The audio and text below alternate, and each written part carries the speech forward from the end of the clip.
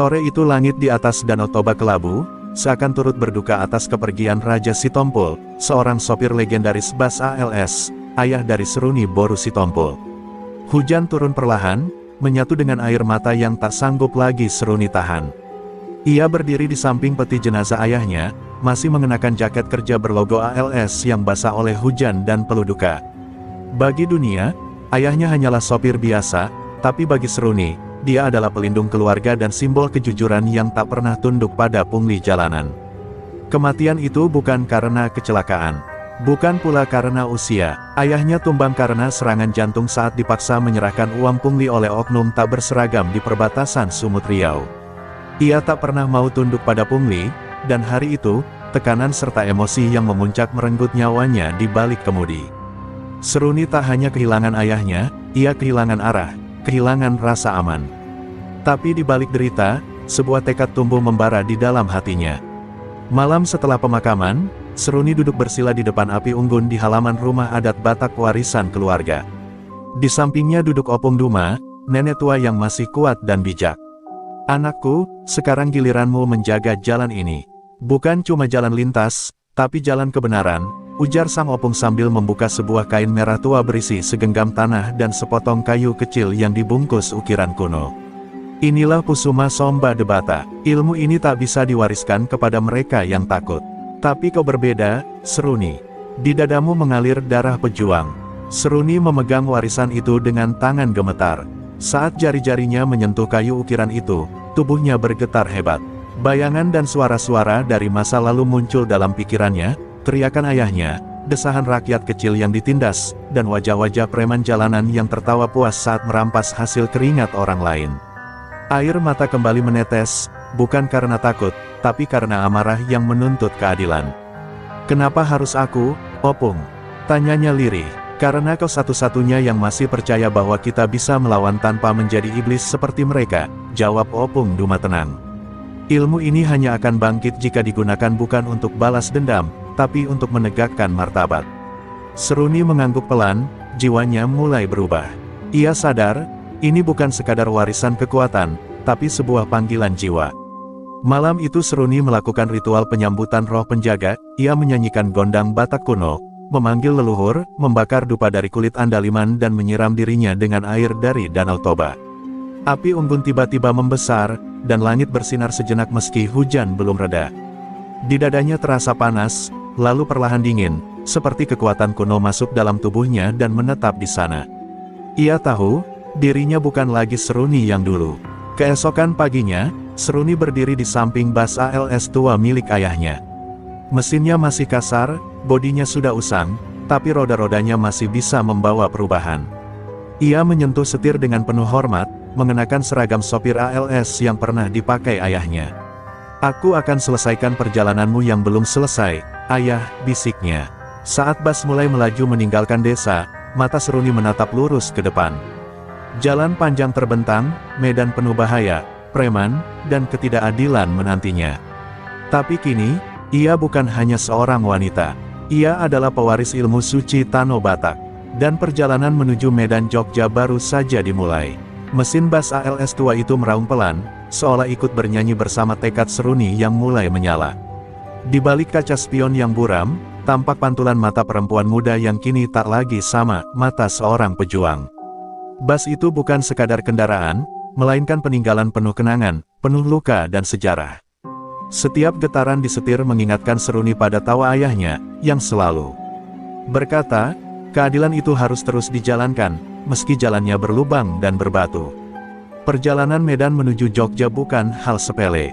Seruni harus melewati puluhan pos pungli liar, oknum berseragam yang tak segan-segan mengancam, dan preman-preman jalanan yang menjadikan bas lintas sebagai sumber setoran haram. Tapi kali ini, mereka tak akan berhadapan dengan sopir biasa. Mereka akan berhadapan dengan darah Tano Batak, dengan ilmu Pusuma Somba Debata yang sedang mengalir kuat dalam nadi seorang wanita. Di pos simpang 4, Seruni dihentikan oleh dua pria berjaket coklat lusuh. Salah satu dari mereka mengetuk kaca sambil tersenyum sinis. "Bu sopir, ada sedikit kewajiban untuk kendaraan luar kota." "Biasa, uang kopi," katanya. Seruni memandangi mereka, tak berkata apa-apa.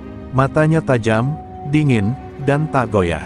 Saat ia membuka kaca jendela, hawa panas seperti keluar dari balik bajunya. Pria itu spontan mundur satu langkah, merasakan sesuatu yang tak biasa.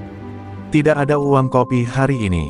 Kalian sudah ambil cukup dari ayah saya dulu, jawab Seruni dengan suara rendah tapi menghentak, seolah membawa ribuan roh leluhur di belakangnya.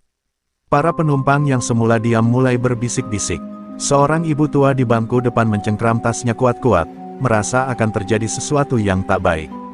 Tapi Seruni tetap tenang. Ia tahu kekuatannya hanya akan aktif jika niatnya bersih. Pria pungli itu marah. Ia menendang ban bas dan mencoba meraih pintu. Tapi saat tangannya menyentuh gagang, tiba-tiba ia seperti terkena sengatan. Tubuhnya mundur terhuyung, dan wajahnya pucat. Perempuan ini bukan sembarangan, teriak temannya. Mereka lalu pergi dengan gerutu, tak sanggup menjelaskan apa yang sebenarnya mereka rasakan, seolah ada kekuatan tak terlihat menahan mereka. Di dalam bus, suasana berubah. Beberapa penumpang mulai bertepuk tangan perlahan. Seorang pemuda berkata, "Sopir kita hebat, Bu. Pertama kali saya lihat pungli minggat tanpa bayaran." Seruni hanya tersenyum tipis. Baginya ini bukan tentang pamer keberanian. Ini tentang keadilan yang telah lama diinjak-injak di setiap kilometer jalan lintas Sumatera. Tapi Seruni tahu ini baru awal. Pos berikutnya akan lebih ganas. Preman-preman jalanan bukan hanya mengincar uang, tapi kehormatan, nyawa, dan ketakutan sebagai alat kontrol. Ia menyadari bahwa melawan pungli berarti juga melawan sistem yang sudah mengakar, dan itu akan menuntut lebih dari sekadar nyali, itu menuntut pengorbanan. Bus ALS terus melaju, menembus hutan-hutan kecil dan jalan berlubang. Di balik kemudi, Seruni menahan napas. Jalanan ini dulu milik ayahnya, kini menjadi medan tempurnya. Dan selagi roda berputar, ia bersumpah tak akan berhenti sampai ketidakadilan disapu bersih dari aspal ini, dengan tangannya sendiri, dan dengan ilmu para leluhur dari Tano Batak. Fajar baru menyapa ketika bus ALS yang dikemudikan Seruni mendekati perbatasan Sumatera Utara dan Riau, sebuah kawasan rawan, terkenal sebagai jalur maut pungli. Udara masih berkabut, jalanan basah oleh embun malam.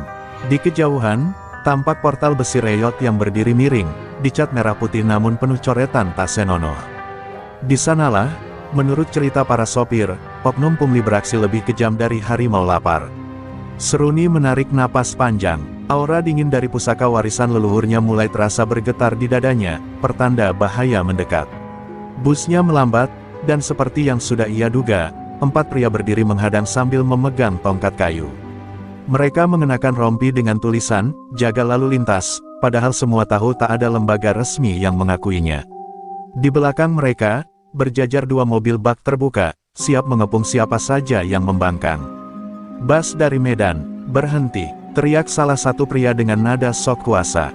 Seruni menghentikan bus, perlahan, membuka kaca jendela, dan menatap tajam ke arah mereka. "Ada masalah?" tanyanya dingin. Pria itu menyeringai. "Tidak ada masalah kalau bayar. Uang jalan, 300.000. Kalau tidak, ya, bisa kita bawa ke pos buat diperiksa," ancamnya. Para penumpang mulai gelisah. Seorang ibu memeluk anaknya. Seorang mahasiswa di baris tengah membuka kamera HP-nya diam-diam. Namun Seruni tetap tenang. Ia turun dari bus, melangkah pelan dengan aura percaya diri yang menggigit. Di tangannya tergenggam kain kecil merah warisan opungnya. Ia merapalkan doa dalam hati, memanggil kekuatan leluhur yang tersimpan dalam darahnya. "Ayahku meninggal karena kalian," katanya tajam. Suaranya tak tinggi, tapi bergetar dan menusuk. "Aku tidak akan bayar untuk ketakutan yang kalian jual. Kalian bukan hukum. Kalian cuma bayangan hitam yang sebentar lagi akan sirna." Para preman itu tertawa mengejek. Namun tawa mereka hanya bertahan sampai tubuh mereka mulai gemetar tanpa sebab, udara di sekitar terasa berat, dan suara nyanyian kuno Batak samar-samar terdengar di telinga mereka. Tiba-tiba angin berputar cepat di sekitar kaki Seruni. Rambutnya terurai dan berkibar, matanya merah menyala seperti bara. Salah satu dari mereka menjatuhkan tongkat dan mundur. "Perempuan ini bukan manusia biasa," teriaknya panik. Mereka saling pandang, dan tanpa aba-aba, langsung lari terbirit-birit ke arah mobil bak terbuka dan tancap gas meninggalkan portal. Seruni berdiri diam, matanya menatap jalan kosong di depannya. Para penumpang bersorak, beberapa bahkan merekam peristiwa itu. Seruni hanya menatap mereka sambil tersenyum kecil. "Kita lanjutkan perjalanan," katanya tenang. Namun dalam hatinya, ia tahu, perlawanan ini baru awal.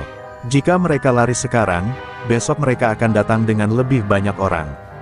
Tapi Seruni sudah siap. Ia tidak sedang mencari pertarungan, tapi jika jalan menuju keadilan harus ia buka dengan kekuatan, maka ia akan melakukannya. Bas kembali melaju, meninggalkan batas provinsi yang sunyi. Tapi dalam diam, Seruni tahu, mulai hari ini, namanya telah dicatat oleh para preman jalanan. Mereka tidak akan diam, dan medan pertempuran sebenarnya akan segera terbuka di depan. Langit di atas jalan lintas Riau mulai mendung ketika Seruni mulai merasa tubuhnya berbeda. Sejak kejadian di perbatasan tadi pagi, hawa panas terus berputar di sekitar dadanya. Kekuatan yang diwariskan opungnya mulai bangkit, lebih cepat dari yang ia duga. Dalam dirinya, seolah ada dua dunia yang sedang beradu, dunia nyata yang penuh kekerasan, dan dunia leluhur yang memanggilnya kembali ke akar-akar kekuatan Batak yang telah lama terlupakan. Saat Bas mulai memasuki kawasan Taluk Kuantan, Seruni mendengar bisikan lembut dari balik pikirannya. Suara itu bukan miliknya, melainkan suara perempuan tua, suara Opung Duma. Jangan takut, Seruni, kekuatannya akan menuntunmu, tapi jangan gunakan untuk amarah. Gunakan untuk menjaga. Seruni menggenggam setir kuat-kuat. Ia paham, ilmu warisan leluhur bukan mainan. Sekali salah langkah, bisa menelan dirinya sendiri. Tapi jalanan tak memberinya waktu merenung. Sebuah sepeda motor mendadak memotong jalur dan memaksa Bas berhenti. 3 pria turun dari motornya, membawa batang besi dan balok kayu. Mereka menghampiri Bas dengan cepat, mengetuk kaca depan sambil berteriak, "Turun kau, sopir. Kau yang bikin orang-orang kita lari pagi tadi." Iya. Penumpang kembali panik. Beberapa anak-anak mulai menangis. Seorang bapak hendak berdiri, tapi Seruni mengangkat tangan, menahannya. "Biarkan aku yang hadapi." Seruni turun dari Bas. Langkahnya pelan tapi mantap. Suara langkah kakinya menggema di jalanan yang sepi. Para pria itu tertawa, meremehkannya. "Apa kau pikir kami takut pada perempuan? Hari ini kau harus bayar." Salah satu dari mereka mengayunkan batang besi, tapi sebelum sempat mengenai, Seruni menyentakkan kakinya ke tanah. Tanah di bawah mereka bergemuruh kecil, dan pria itu jatuh terduduk seolah ditarik oleh kekuatan tak kasat mata. 2 pria lainnya mulai ragu, tapi Seruni mendekat. Dari dalam bajunya, ia mengeluarkan seutas benang merah yang dibungkus di tangan kirinya. Ia merapal pelan mantra kuno, Debata Dosi Pamolu, Ale-ale Sude Saunari. Angin mulai berputar di sekelilingnya. Cahaya halus muncul dari balik matanya. Kedua pria itu menjerit, bukan karena luka fisik, tapi karena batin mereka seolah dikoyak oleh rasa takut yang tak mereka mengerti. Tiba-tiba, salah satu dari mereka berlutut dan menangis, seperti anak kecil yang kehilangan arah. "Ampun, ampun, kami tak tahu kau siapa." Seruni menatap mereka tajam, tapi tak ada dendam di matanya. "Bukan aku yang harus kalian takuti, tapi akibat dari kejahatan yang kalian ulang-ulang," ucapnya lirih. Dengan satu isyarat tangan, angin berhenti. Mereka pun lari terbirit-birit ke dalam hutan, meninggalkan tongkat dan keberanian mereka di jalan. Penumpang yang menyaksikan semuanya dari balik kaca Bas terdiam. Tidak ada sorak, tidak ada tepuk tangan. Hanya keheningan penuh hormat, seolah mereka baru saja menyaksikan sesuatu yang bukan dari dunia ini.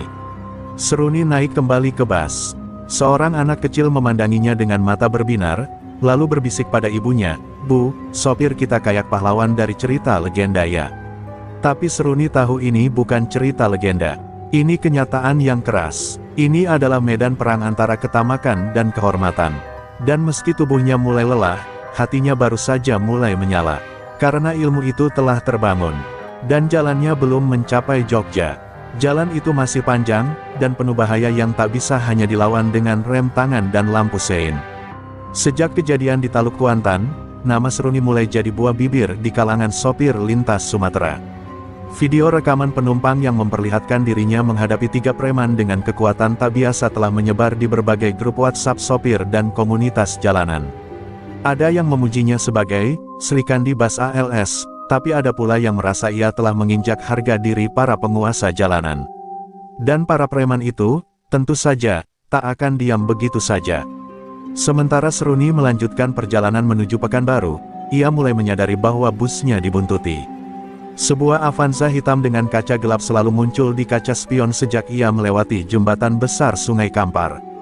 Awalnya ia abaikan, tapi ketika mobil itu berpura-pura menyalip dan berhenti jauh di depan, hatinya mulai terasa tak nyaman.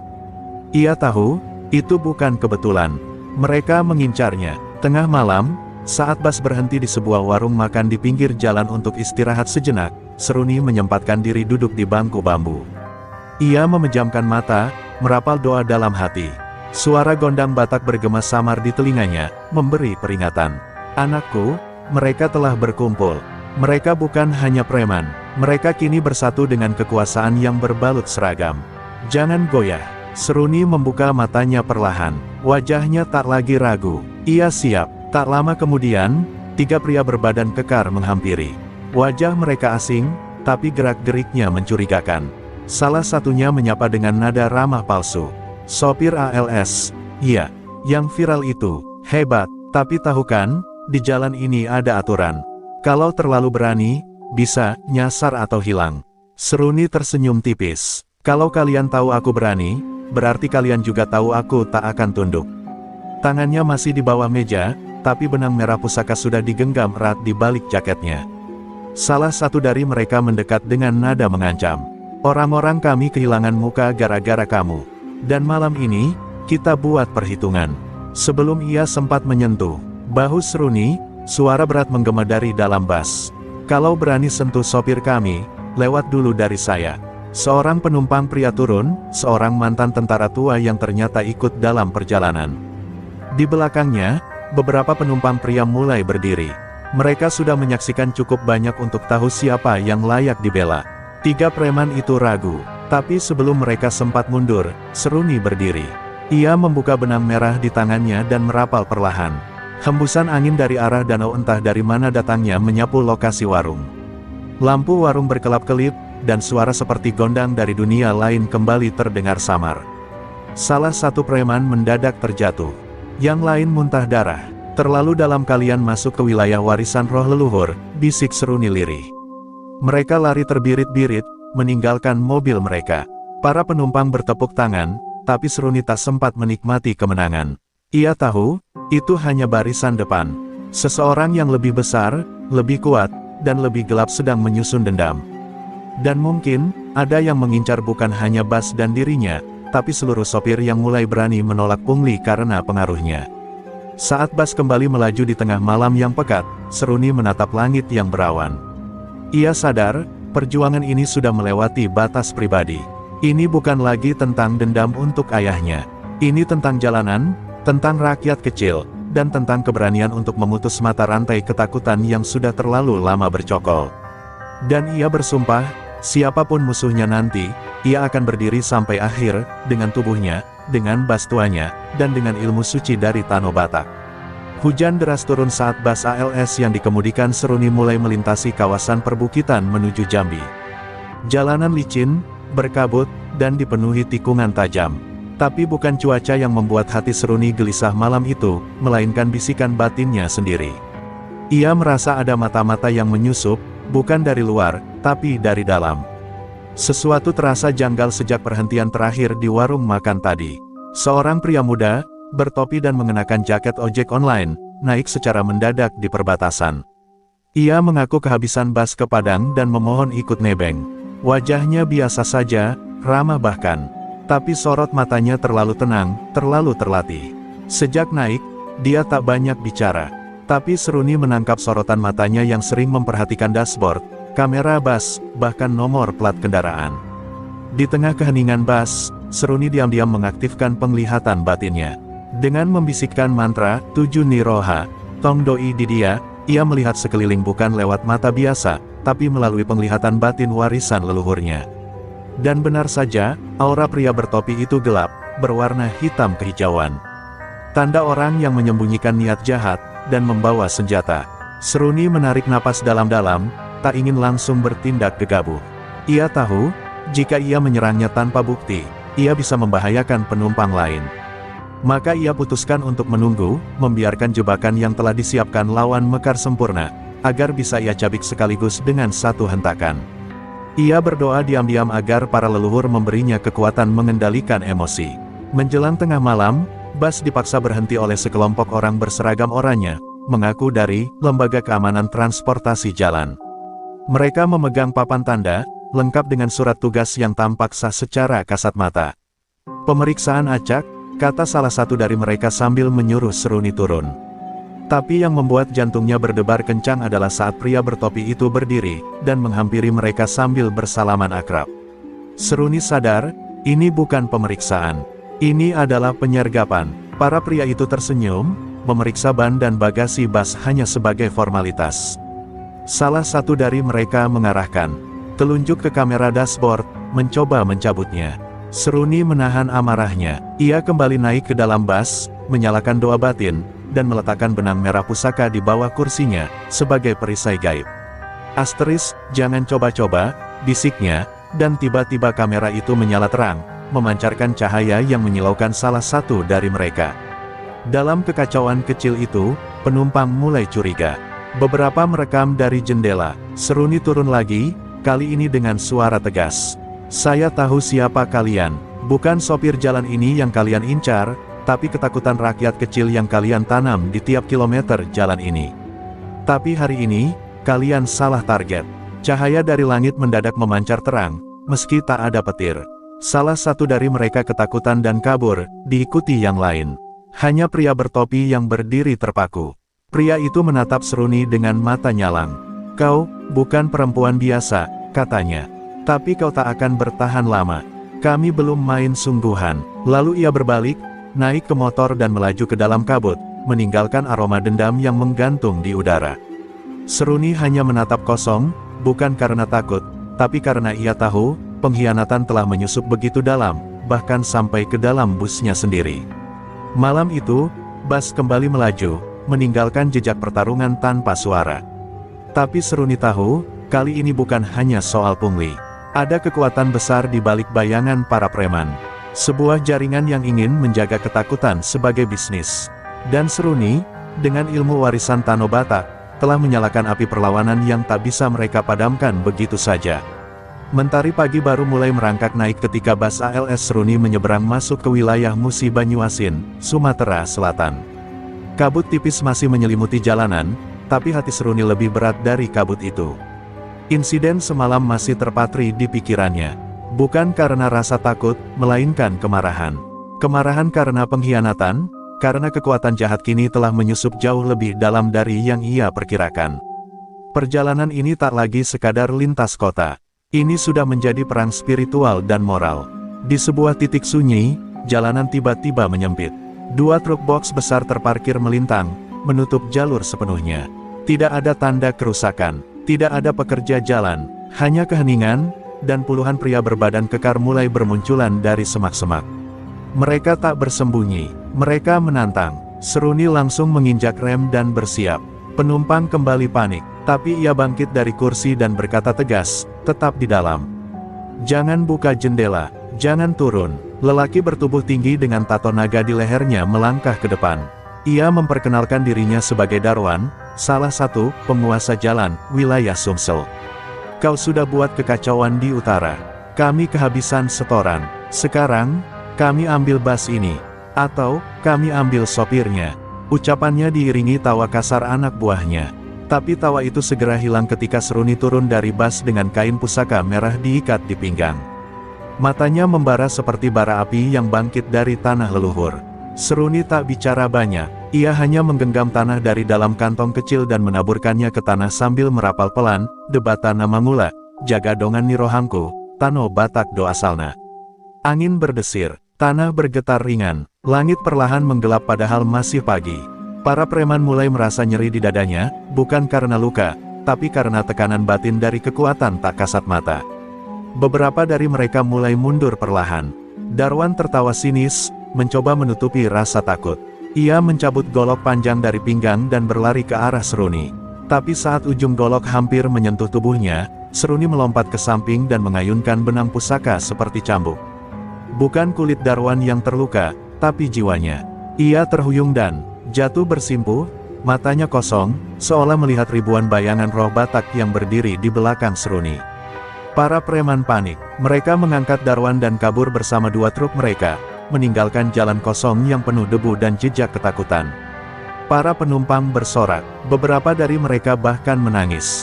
Bagi mereka, kejadian ini bukan lagi tentang keselamatan fisik, tapi tentang kebangkitan harapan bahwa jalanan bisa kembali bersih, jika ada yang cukup berani untuk melawan. Seruni naik kembali ke dalam bus. Wajahnya lelah, tapi sorot matanya tetap menyala. Seorang anak kecil berlari ke arahnya dan memeluknya sambil berkata, "Kakak. Kakak penyelamat kita." Seruni membalas pelukan itu dengan senyuman yang hangat namun getir. Ia tahu, perang belum selesai. Ia baru saja menyentuh sarang ular yang sesungguhnya. Saat bus kembali melaju, langit mulai cerah perlahan. Tapi Seruni tahu, badai sejati belum datang.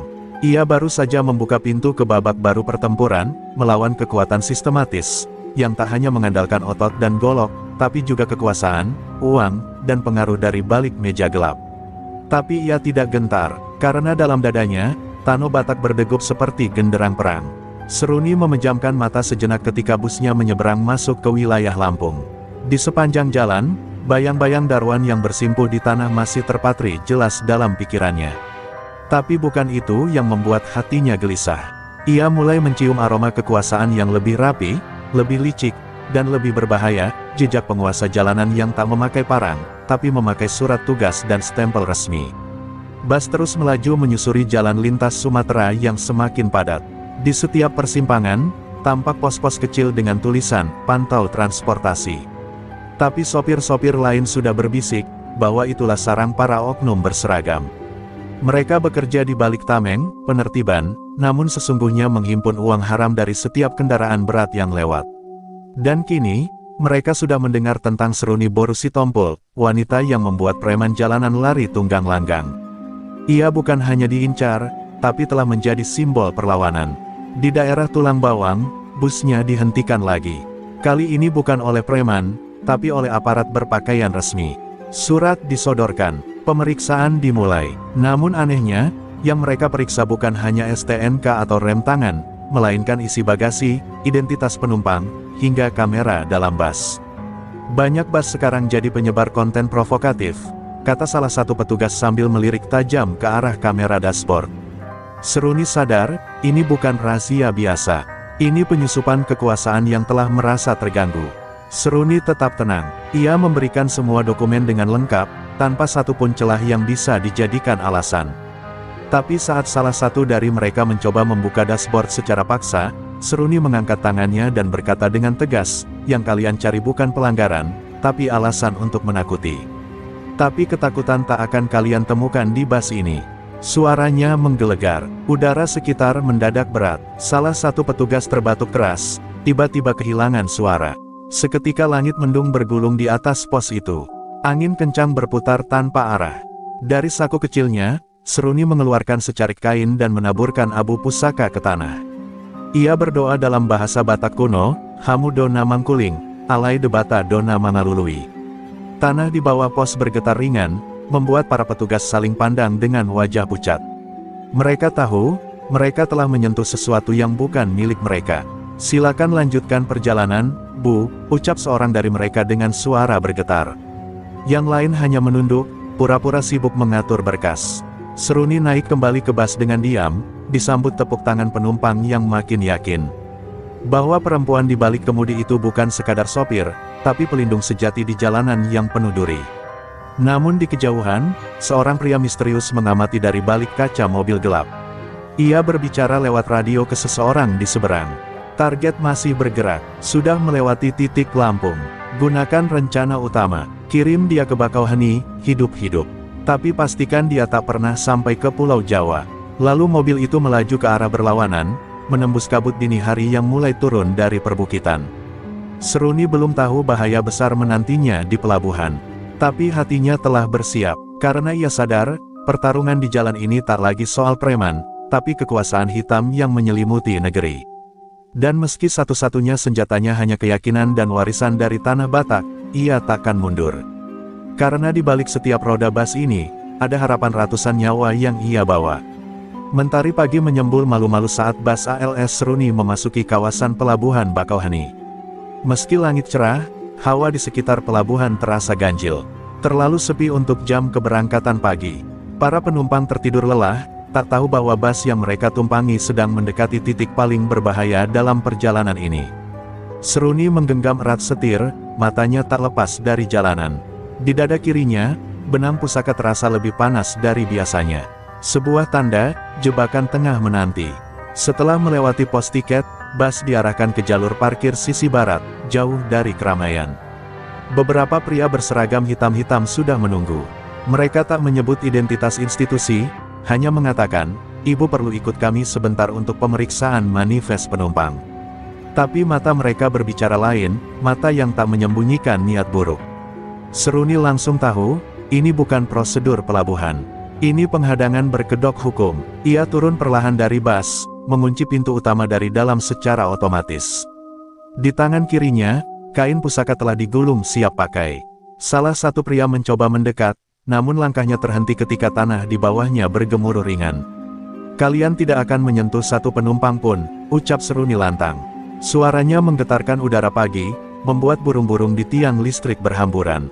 Tapi mereka tak mundur, mereka sudah dibayar untuk menyelesaikan ini, dengan cara apapun. Dari balik mobil hitam yang terparkir, muncullah sosok pria bertopi militer. Bukan sembarang preman, melainkan bekas perwira yang kini jadi otak operasi pungli antar provinsi, Letnan Purnendra, sang penguasa bayangan lintas selatan. "Jadi ini perempuan yang mengobrak-abrik semua jalur setoran kami. Kau terlalu berani, sopir." Tapi keberanian tak berarti apa-apa tanpa perlindungan, katanya dingin. Ia melangkah ke depan, membuka mantel, memperlihatkan senjata api di pinggang. Seruni tak gentar, ia hanya menunduk hormat ke arah timur, lalu merentangkan kedua tangan, membacakan mantra dengan suara menggema. "Ompu Debata, Sahat Mahami, Payas Maroham Nami, Jaga Rohan Nami." Angin mendadak berputar kuat, debu beterbangan di sekitar parkiran. Suara genderang Batak bergema entah dari mana. Kaca-kaca mobil bergetar, dan kaki para pria itu mulai goyah. Letnan Rendra mencabut pistol, tapi jarinya gemetar hebat. Ia mencoba menembak, namun pelatuknya tak bisa digerakkan, seperti terkunci oleh kekuatan tak kasat mata. Tiba-tiba, pintu-pintu bus terbuka dengan sendirinya. Cahaya hangat muncul dari dalam. Para penumpang, yang selama ini diam, turun satu persatu. Mereka berdiri di belakang Seruni. Seorang bapak tua berseru, "Perempuan ini bukan hanya sopir. Dia pelindung kami. Jika kalian mau melukai dia, kalian harus melewati kami semua." Suasana berbalik. Para aparat bayangan itu mulai mundur, karena mereka tahu, musuh kali ini bukan sendirian. Letnan Rendra mengerang marah dan memerintahkan anak buahnya untuk mundur. "Kita belum selesai," teriaknya. Seruni menatap tajam, "Kau salah. Kita sudah selesai. Kau hanya belum kalah." Ia kembali masuk ke dalam bus, menyalakan mesin, dan dengan suara keras berkata, "Tujuan kita belum berakhir. Jogja masih jauh, tapi tak ada satupun dari kita yang akan dibungkam hari ini." Bus pun bergerak, diiringi sorak para penumpang dan bisikan takzim dari mereka yang menyaksikan kebangkitan sosok wanita berhati baja dan darah suci tanah Batak. Mentari pagi menyembul malu-malu saat bus ALS Seruni memasuki kawasan pelabuhan Bakauheni. Meski langit cerah, hawa di sekitar pelabuhan terasa ganjil. Terlalu sepi untuk jam keberangkatan pagi. Para penumpang tertidur lelah, tak tahu bahwa bus yang mereka tumpangi sedang mendekati titik paling berbahaya dalam perjalanan ini. Seruni menggenggam erat setir, matanya tak lepas dari jalanan. Di dada kirinya, benang pusaka terasa lebih panas dari biasanya. Sebuah tanda, jebakan tengah menanti. Setelah melewati pos tiket, bus diarahkan ke jalur parkir sisi barat, jauh dari keramaian. Beberapa pria berseragam hitam-hitam sudah menunggu. Mereka tak menyebut identitas institusi, hanya mengatakan, "Ibu perlu ikut kami sebentar untuk pemeriksaan manifest penumpang." Tapi mata mereka berbicara lain, mata yang tak menyembunyikan niat buruk. Seruni langsung tahu, ini bukan prosedur pelabuhan. Ini penghadangan berkedok hukum. Ia turun perlahan dari bus, mengunci pintu utama dari dalam secara otomatis. Di tangan kirinya, kain pusaka telah digulung siap pakai. Salah satu pria mencoba mendekat, namun langkahnya terhenti ketika tanah di bawahnya bergemuruh ringan. "Kalian tidak akan menyentuh satu penumpang pun," ucap Seruni lantang. Suaranya menggetarkan udara pagi, membuat burung-burung di tiang listrik berhamburan. Tapi mereka tak mundur, mereka sudah dibayar untuk menyelesaikan ini, dengan cara apapun. Dari balik mobil hitam yang terparkir, muncullah sosok pria bertopi militer. Bukan sembarang preman, melainkan bekas perwira yang kini jadi otak operasi pungli antar provinsi, Letnan Purnendra, sang penguasa bayangan lintas selatan. Jadi ini perempuan yang mengobrak-abrik semua jalur setoran kami. Kau terlalu berani, sopir. Tapi keberanian tak berarti apa-apa tanpa perlindungan, katanya dingin. Ia melangkah ke depan, membuka mantel, memperlihatkan senjata api di pinggang. Seruni tak gentar, ia hanya menunduk hormat ke arah timur, lalu merentangkan kedua tangan, membacakan mantra dengan suara menggema. Ompu Debata, Sahat Mahami, Payas Maroham Nami, Jaga Rohan Nami. Angin mendadak berputar kuat, debu beterbangan di sekitar parkiran.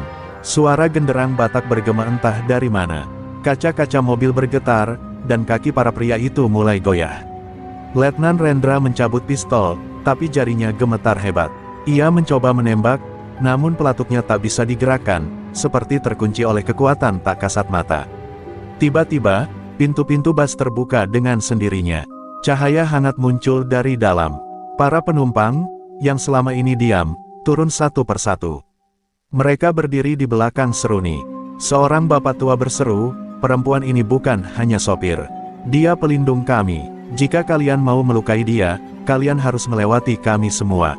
Suasana berbalik. Para aparat bayangan itu mulai mundur, karena mereka tahu, musuh kali ini bukan sendirian.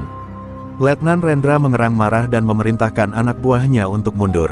Kita belum selesai, teriaknya. Seruni menatap tajam, kau salah. Kita sudah selesai, kau hanya belum kalah. Ia kembali masuk ke dalam bus, menyalakan mesin, dan dengan suara keras berkata, tujuan kita belum berakhir. Jogja masih jauh, tapi tak ada satupun dari kita yang akan dibungkam hari ini. Bus pun bergerak, diiringi sorak para penumpang dan bisikan takzim dari mereka yang menyaksikan kebangkitan sosok wanita berhati baja dan darah suci tanah Batak. Roda bus ALS menggulung aspal Pulau Jawa untuk pertama kalinya sejak perjalanan panjang dimulai dari Medan. Tapi tak ada rasa lega di wajah Seruni. Meski ia telah melewati berbagai rintangan di Sumatera, firasatnya justru semakin menguat. Medan sesungguhnya baru dimulai di sini. Jawa bukan hanya tanah yang lebih ramai dan padat, tapi juga tempat di mana para penguasa pungli sudah bertransformasi menjadi pejabat bayangan yang bisa membeli hukum dan menutup suara rakyat. Begitu memasuki jalur Pantura, bus kembali diawasi. Kali ini lebih licin, mobil-mobil biasa dengan pelat dinas, pria-pria berkemeja rapi yang memfoto diam-diam dari kejauhan, serta pengendara motor dengan interkom yang mengikuti bus dalam jarak aman. Seruni paham, mereka bukan sekadar mengintai, mereka mencatat gerakannya, mencari celah, menyusun strategi. Ia sedang dikawal, atau lebih tepatnya, sedang dikuntit. Di Cirebon, Seruni menghentikan bus sejenak di rumah makan besar. Para penumpang turun untuk makan, tapi ia tetap di dalam, duduk di belakang kemudi sambil memejamkan mata. Di tengah sunyi itulah, suara leluhur datang lagi, di tanah yang bukan asalmu, kau harus lebih bijak. Kekuatanmu tak boleh jadi senjata sembarangan. Karena sekali saja kau terpeleset, mereka akan membuatmu tampak seperti iblis. Seruni menangkap pesan itu. Ia harus menjaga kendali. Jangan terbawa emosi, karena musuh terbesarnya di tanah Jawa adalah fitnah dan manipulasi. Saat kembali ke jalan, sebuah portal buatan tampak berdiri di jalur truk dan bus. Spanduk bertuliskan, pemeriksaan kendaraan berat oleh Lembaga Transportasi Khusus Jawa, terbentang besar. Tapi tidak ada polisi, hanya pria-pria berbadan besar dengan seragam palsu yang mencoba bersikap resmi. Salah satu dari mereka melambaikan tangan, menyuruh bus berhenti. Bus ALS, berhenti. Pemeriksaan kelengkapan trayek. Suara itu terdengar seperti perintah, bukan permintaan. Seruni memperlambat laju, tapi tak berhenti. Ia membuka jendela dan berkata keras, trayek kami sah, kendaraan kami legal. Jika kalian bukan dari Dishub, minggir. Jangan ganggu rakyat yang mencari nafkah. Pria itu marah, berusaha menghadang. Tapi Seruni menginjak pedal gas, membuat suara raungan mesin mengguncang jalan. Bus menerobos mereka, dan pria itu terpental mundur tanpa sempat bereaksi. Penumpang bersorak, beberapa memukul jendela sebagai bentuk perlawanan diam-diam terhadap penindasan. Namun aksi itu direkam. Video bus ALS menerobos portal dan menghantam orang berseragam langsung menyebar di media sosial. Dalam hitungan jam, berita muncul, sopir bus liar ALS menyeruduk petugas jalan, mengaku punya ilmu gaib. Seruni hanya bisa tersenyum pahit membaca berita itu dari HP milik penumpang. Lihat, mereka mulai mengubah cerita, gumamnya. Tapi ia tidak takut, kebenaran tak perlu dibela oleh media. Ia dibela oleh tindakan. Di sebuah pom bensin kecil di Brebes, Seruni duduk di bangku kayu sambil menatap langit malam. Seorang ibu penumpang duduk di sampingnya dan berkata pelan, "Kak, kami semua tahu siapa yang salah. Jangan menyerah, banyak orang seperti kami yang berharap padamu." Seruni menoleh, menatap mata ibu itu. Matanya berkaca-kaca, ia tak menyangka, di balik tubuhnya yang lelah dan jiwanya yang terkuras, ternyata ada nyala semangat yang mulai menyebar ke hati orang-orang kecil. Dan malam itu, di bawah langit Jawa yang temaram, Seruni bersumpah dalam hati, ia akan terus maju, walau seluruh sistem menentangnya. Karena ini bukan lagi tentang dirinya. Ini tentang membela yang tak bersuara, memperjuangkan jalanan agar bebas dari tangan-tangan kotor. Jogja tinggal selangkah, tapi sebelum sampai ke sana, api perlawanan akan membakar lebih besar. Pagi harinya, bus ALS Seruni memasuki kawasan Purwokerto. Jalanan mulai lengang, hawa sejuk pegunungan menyambut, tapi Seruni tak bisa merasa tenang. Di dashboard busnya, HP miliknya terus bergetar, ratusan notifikasi masuk dari media sosial, pesan WhatsApp, hingga panggilan tak dikenal. Video tentang dirinya menyeruduk portal pungli telah menjadi viral. Tapi yang menyakitkan bukan itu, melainkan satu panggilan dari seseorang yang tak pernah ia duga akan muncul, adik kandungnya sendiri. "Seruni, kamu gila," suara pria itu menggema lewat speaker ponsel. Arman, adiknya, ternyata kini bekerja sebagai PNS di Dinas Perhubungan Jawa Tengah. "Kamu bikin malu keluarga. Ayah dulu dihormati orang karena jadi sopir yang patuh aturan. Sekarang kau bikin orang bilang kita keturunan pembangkang." Ucapan itu seperti pisau menancap ke dalam dada. Seruni menggenggam setir erat, menahan air mata. Ayah mereka telah lama meninggal di tangan preman jalanan, justru karena terlalu patuh pada aturan. Seruni tak menjawab. Ia tahu, Arman tidak tahu apa-apa. Ia tumbuh di jalur yang aman, tak pernah merasakan bagaimana supir-supir kecil diperas, diintimidasi, dan dipukuli karena tak bisa setor. Tapi tetap saja, luka dari keluarga terasa lebih dalam daripada pukulan para preman. Ia menutup telepon tanpa sepatah kata. Di dalam bus, suasana hening. Para penumpang bisa merasakan energi Seruni berubah. Ia sedang menahan gejolak batin yang tak bisa ia bagi kepada siapapun. Saat bus berhenti di terminal Aji Barang untuk mengisi solar, dua pria berseragam mendekat. Bukan untuk memeriksa surat, melainkan untuk menyerahkan surat panggilan resmi dari Dinas Perhubungan Provinsi. Atas dugaan pelanggaran etika sopir dan penyebaran konten bermuatan magis dan kekerasan, bunyi surat itu. Seruni tertawa kecil. Sekarang mereka tidak lagi menyerangnya dengan preman atau senjata, tapi dengan aturan hukum yang telah mereka bengkokkan. Namun, yang membuatnya paling terpukul adalah ketika ia melihat nama pejabat yang menandatangani surat itu, Arman Sitompul. Adik kandungnya sendiri. Seruni terduduk di kursi kemudi, menggigit bibir hingga berdarah. Tapi ia tidak akan berhenti.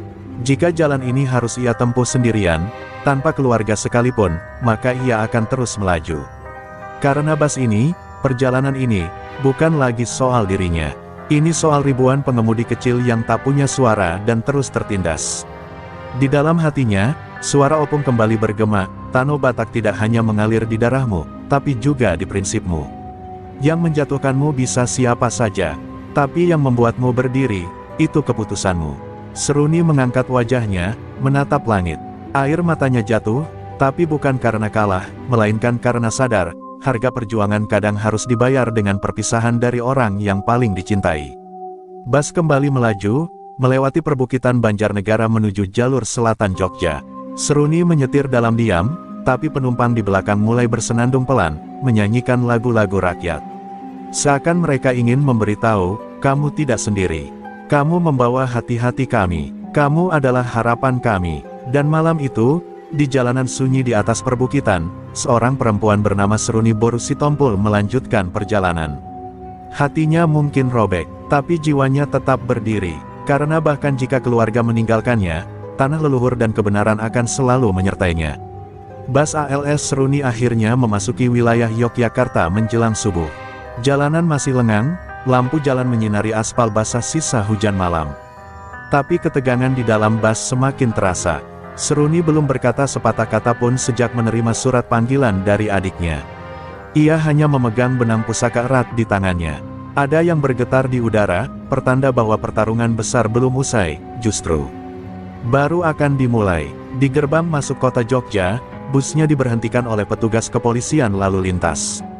Tapi yang aneh, jumlah mereka terlalu banyak untuk sekadar operasi rutin. Beberapa kamera dari media lokal sudah bersiap, seolah mereka tahu akan ada tangkapan besar. Salah satu perwira dengan gaya berwibawa menghampiri sambil berkata keras, "Inilah dia. Sopir yang telah membuat kerusuhan di sepanjang Sumatera, membawa ajaran klinik, mengganggu ketertiban transportasi." Seruni turun dari bus dengan tenang. Para penumpang keluar, mencoba melindunginya, tapi petugas membentak mereka untuk menjauh. Kamera terus menyorot. "Apa benar kamu yang menebar ajaran ilmu hitam di jalan raya?" tanya wartawan. Seruni diam, menatap tajam ke arah kamera. Lalu perlahan, ia mengangkat tangan, menunjukkan benang merah pusaka, dan berkata lantang, "Ini bukan ilmu hitam. Ini adalah warisan tanah leluhur, dan aku tidak akan biarkan kalian menghina akar yang membesarkanku." Sorakan tiba-tiba muncul dari kerumunan orang yang mulai berkumpul. Sebagian besar adalah sopir-sopir ALS lain, sopir truk, ojek online, dan warga biasa yang mengenali Seruni dari perjalanan viralnya. "Itu dia perempuan yang nolong bus kami di Lampung. Dia yang lawan preman di Taluk Kuantan." Suasana berubah. Polisi mulai gusar. Kerumunan menjadi bukti bahwa Seruni bukan penjahat, melainkan simbol perlawanan rakyat kecil. Salah satu pejabat tinggi berseragam, yang sejak tadi berdiri di belakang, maju dan berkata pelan tapi mengancam, "Kau bisa dihancurkan di sini. Kami bisa buatmu tampak seperti kriminal di media, seperti orang gila yang bawa jimat di jalanan. Siapa yang akan percaya sopir perempuan?" Seruni menatap langsung ke matanya dan menjawab, "Rakyat yang telah kalian injak. Dan tanah ini, yang tak pernah diam melihat ketidakadilan." Tiba-tiba langit gelap, angin berputar kencang, debu beterbangan. Benang merah di tangan Seruni menyala samar. Ia merapal pelan, "Sai Torus Marohani Debata, Sai Jolo Mapature." Sebuah suara seperti denting gondang terdengar dari arah timur. Para sopir dan warga mulai meneriakkan yel-yel, "Hidup sopir rakyat! Hancurkan pungli jalanan!" Petugas mulai mundur. Wartawan tak lagi memegang kamera. Yang tadinya hendak jadi pengadilan publik, kini berbalik menjadi panggung kebangkitan. Melihat situasi berbalik, perwira itu menggertak terakhir kali, "Perjalananmu tidak akan sampai sini saja. Di atas sana masih ada yang lebih kuat." Seruni menoleh, menatapnya tanpa gentar. "Katakan pada mereka, aku akan terus berjalan, karena aku bukan sendirian, aku bersama suara yang sudah terlalu lama dibungkam." Ia kembali naik ke bus, disambut tepuk tangan dan tangis bahagia para penumpang. Dan pagi itu, di bawah langit Jogja yang mulai cerah, Seruni melanjutkan perjalanannya menuju terminal akhir. Ia tahu, kemenangan belum final. Tapi untuk pertama kalinya, ia melihat harapan menyala di mata banyak orang. Dan itu cukup, untuk membakar semangatnya hingga akhir. Bus ALS Seruni akhirnya tiba di Terminal Giwangan, Yogyakarta.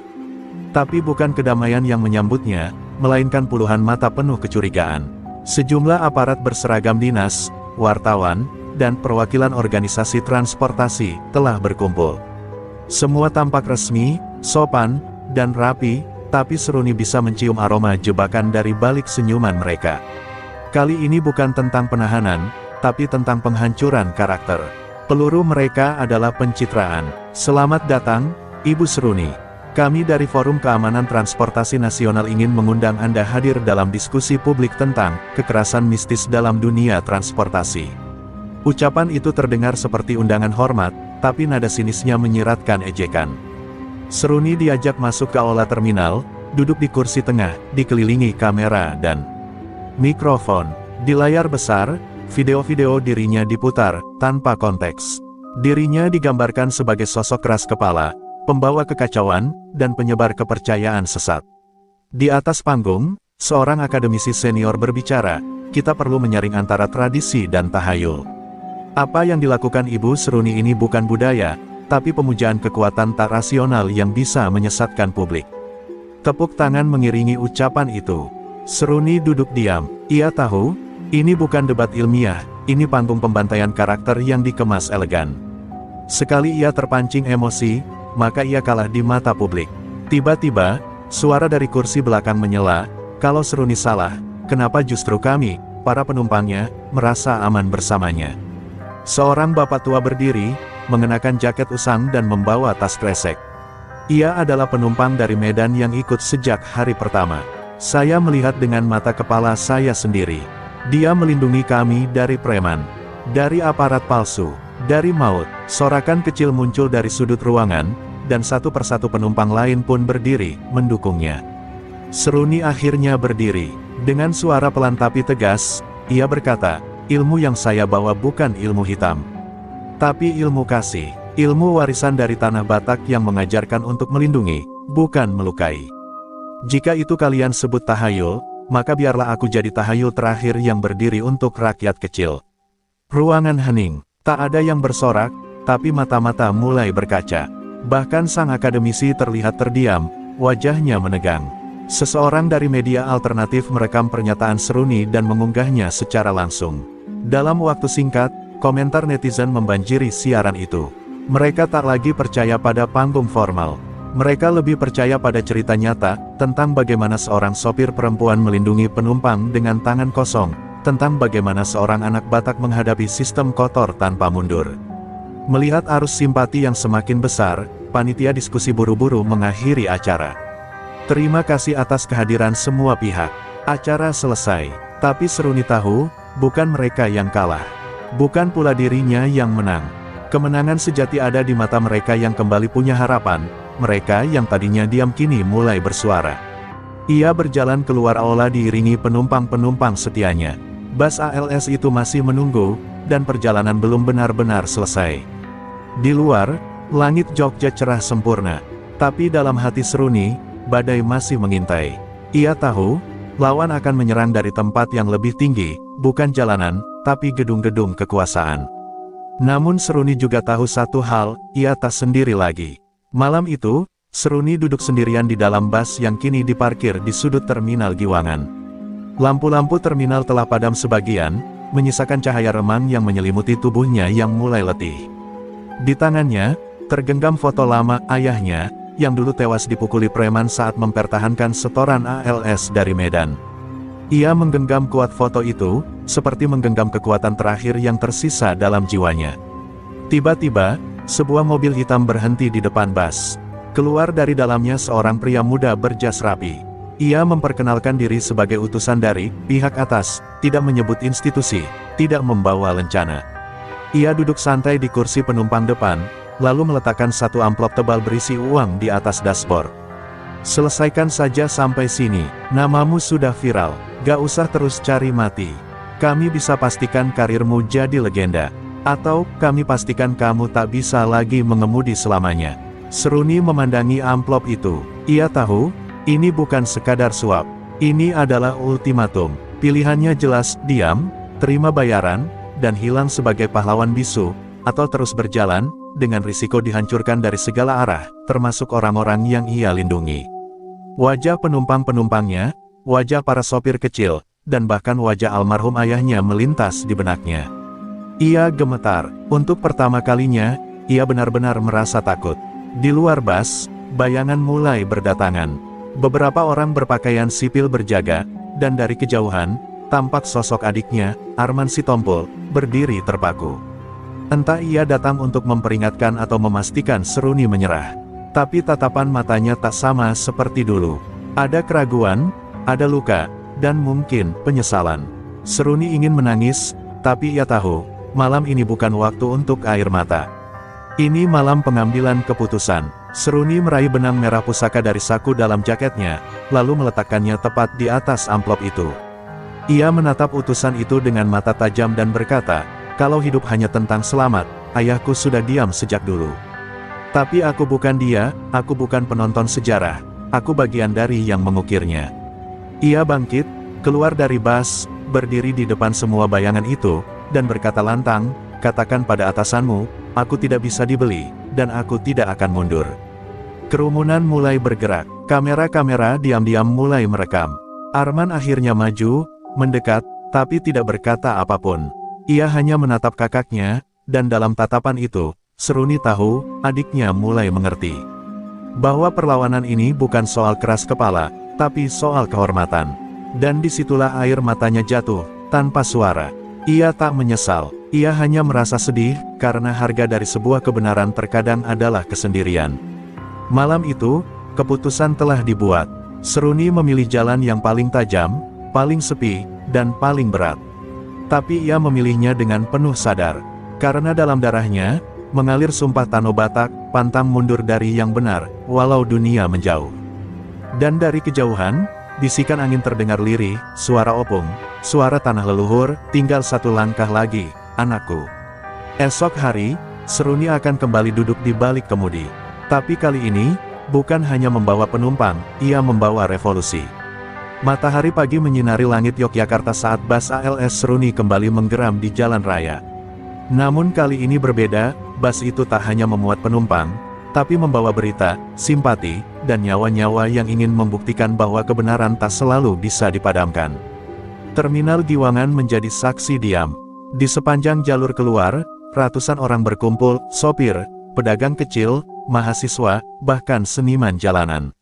Mereka tak berteriak, mereka hanya berdiri, diam, tapi diam yang keras. Di kursi kemudi, Seruni duduk tegak dengan benang merah warisan leluhur tergantung di spion. Ia tahu, pagi ini bukan sekadar melanjutkan trayek ke Medan. Ini adalah pawai sunyi menuju pusat pengambilan keputusan, kantor gubernur, tempat di mana seluruh laporan, tekanan, dan intimidasi terhadap dirinya bermuara. Ia telah dijadwalkan untuk diperiksa, namun ia memutuskan untuk datang, dengan bas, penumpang, dan rakyat sebagai saksi. Setibanya di kantor gubernur DIY, suasana sudah tegang. Puluhan aparat berjaga, media nasional telah bersiap dengan kamera dan mikrofon. Tapi alih-alih turun sendirian, Seruni membuka pintu bas, dan semua penumpang ikut turun bersamanya. Seperti gelombang kecil yang tak bisa dihentikan. Seorang ibu berseru, kalau dia dianggap salah, maka kamilah saksinya. Seorang anak muda menambahkan, kalau dia dibungkam, maka kami akan bersuara. Di tangga kantor gubernur, pejabat tinggi akhirnya muncul. Ia berdiri dengan wajah tegang, dikelilingi penasihat dan wartawan. Ibu Seruni, Anda dipanggil untuk memberi klarifikasi atas dugaan penyebaran narasi mistis dan kekacauan transportasi antar provinsi. Tapi sebelum ia sempat melanjutkan, Seruni angkat tangan, dan untuk pertama kalinya, ia berbicara bukan sebagai sopir, tapi sebagai wakil dari jalanan. Yang saya bawa, bukan mistis. Yang saya lawan adalah sistem yang diam-diam mencuri dari kami, dari kalian, dari semua yang pernah disuruh bayar di jalan dengan ancaman. Saya tidak cari nama, saya hanya ingin menyetir tanpa harus takut diseret ke pinggir oleh mereka yang mengaku aparat, tapi sesungguhnya pemalak. Suaranya jernih, tidak gemetar, dan setiap kata menamparkan dengan tenang. Gubernur itu terdiam, ia melihat ke kerumunan, tak ada satupun yang menyanggah Seruni. Bahkan seorang anggota DPRD yang hadir hanya menunduk dalam. Kamera-kamera merekam semuanya, dan saat itu juga, keputusan diubah. Seruni tidak diperiksa, sebaliknya, sebuah tim investigasi dibentuk. Untuk pertama kalinya, laporan tentang pungli jalanan akan dibuka ke publik. Dan semuanya, dimulai dari keberanian satu sopir perempuan. Seruni menunduk, ia tak bersorak, tak menang.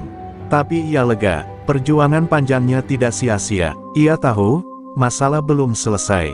Preman akan tetap ada, kekuasaan akan tetap licik, tapi api perlawanan telah menyala, dan tidak akan mudah padam.